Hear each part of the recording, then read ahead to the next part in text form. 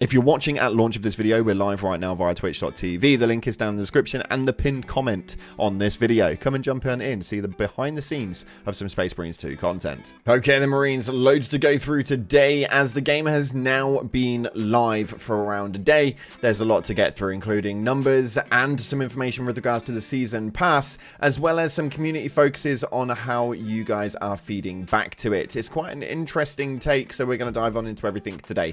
If you haven't already, smash the beautiful blue thumbs up and subscribe with post notifications turned on. It'd be greatly appreciated. And we're doing a giveaway here on the channel. It's a very simple one. We're giving away a copy of the game. If you want to get involved, head down to the comment section, stick a gold heart in the comment section, and it'll enter you in. We'll announce the winner via the giveaway announcement sector of the Discord in the description. So make sure you dive on into it. With that being said, let's see what it is that's happening inside of Space Marines 2. So starting off, there are 200,000 concurrent players, middle of the US workday on a Monday, which is an interesting feature to say the least. And it maxed out at around 225,000 players, which was its day one launch. Not a bad take, very similar to Helldivers, and it seemed like a lot of Helldivers did get involved with the game. But you guys are probably wondering what's going on with the season pass. They don't make all of this stuff all too well known and point it out all too often, as it's not a generic style season pass. You've not got no battle pass or anything like that. It all works a little bit differently. But in the year one battle pass, you can see right here that we've got the 2024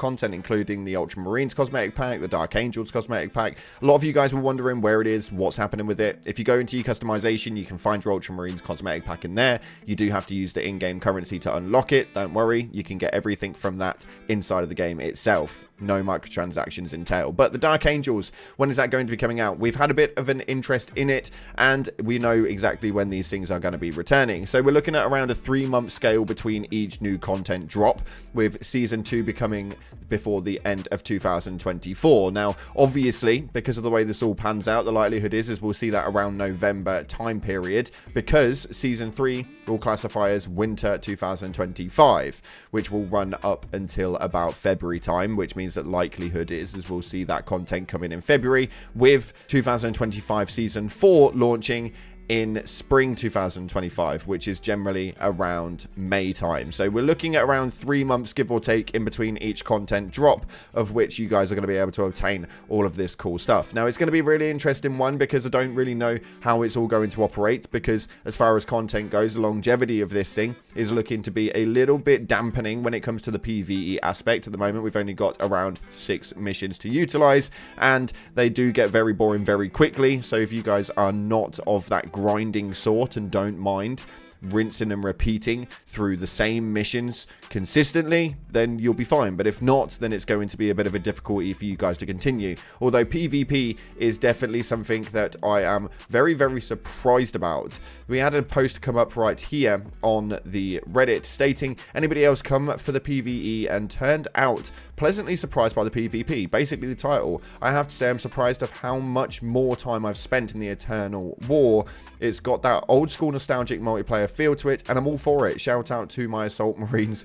I can't put that dang hammer down. And yeah, to be completely honest, if you've not tried the PvP, it's definitely something that you guys want to jump into. It seems to be something which is going to probably carry the game more often than not, because realistically the PvE is only going to last so long before you get bored of the same bloody missions. But once we get past that point, the PvP is genuinely really good. So if you're diving into that, do let me know in the comment section. We're going to be playing a load of it coming up in the next few days while we're live on Twitch. But for those of you guys who are saying that the assault is terrible, jokes, the hammers can go crack out, and this clip right here shows you exactly how you can play it. The characters in Toll are all looking a little bit skeptical right now. Everybody's kind of saying this needs buffing, this needs nerfing, yada yada yada, but it all depends on how you play, and it's got that generic sort of Gears of War feel when it comes to the PvP, and the assault is definitely not as bad as people may well be making it out to be. You just have to utilize it from a different sort of ground level.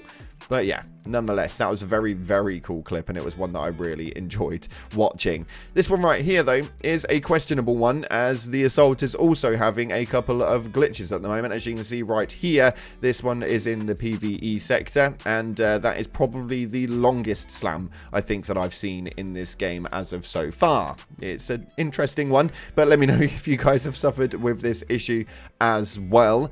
And this one is hilarious, actually, and I would love to have a conversation with the person who did this as well. But this states, I'd love to have a word to whoever suggested to add 2 Xenothorps to this part. And yes, this bit is an absolute nightmare. If you guys have not incorporated yourselves into the little rat hole yet, having those bloody Xenothorps at the same time is a ridiculous notion. And if you guys weren't claustrophobic already, you bloody well will be after this one, because my lord, this stuff is crazy. But nonetheless, I want to know your opinions via the comments below.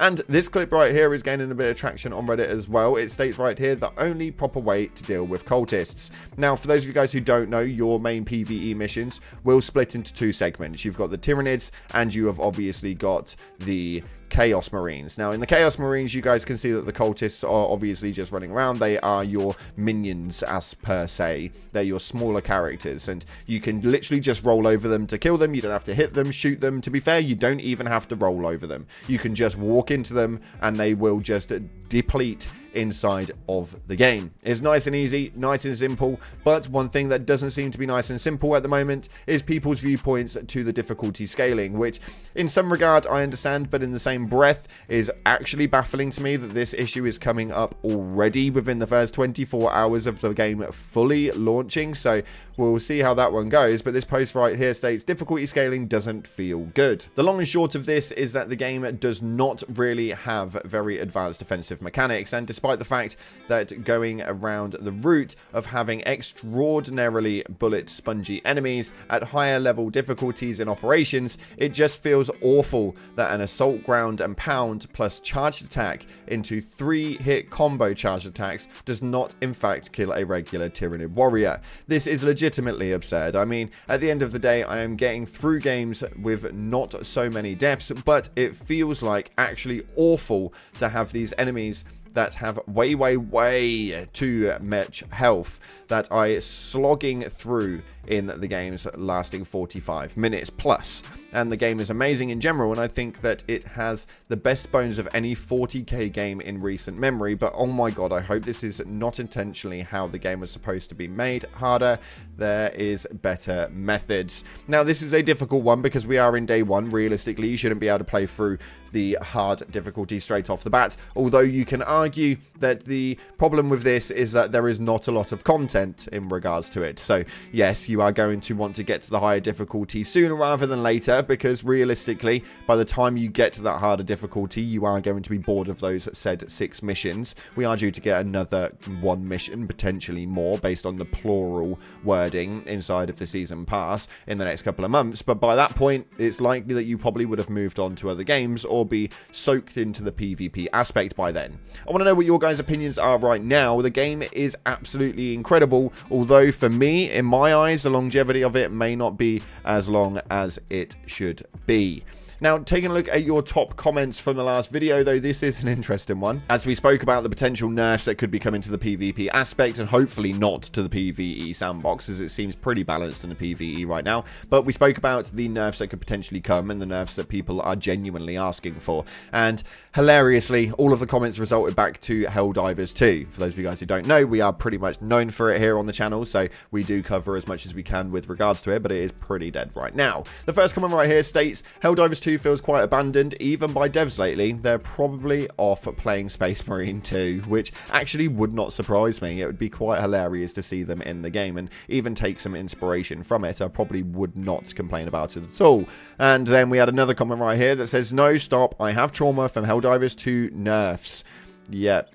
Yeah, this seems to be the common trait at the most recent time period, and everybody seems to be talking about the factor that all Helldivers are now on Space Marines 2, with Helldivers only having 5,000 players in the game as of right now, so it's looking quite worrisome. But hopefully Space Marines 2 can keep you guys entertained so much until that 60-day cap is over for the Helldivers 2 game. And then we have this final comment right here that states, game looks amazing, hopefully no nerfs that could come down the line. Amazing to see that people that played Helldivers really don't want this game to follow the 60-day route. But yeah, it's interesting to say the least of your main thoughts on the game. So give me miniature reviews in the comment section below. I'd love to read what your main consensus is for the game, your main pros, cons, and so on and so forth. So let's get a conversation going. But until then, that's all we've got time for today. We are going to be live on the channel right now over at Twitch. So if you want to come check out some live behind the game footage, then come and check it out. Thanks again for watching, guys. If you haven't already, like, subscribe. Appreciate you all. And as always, I'll see you in the clouds.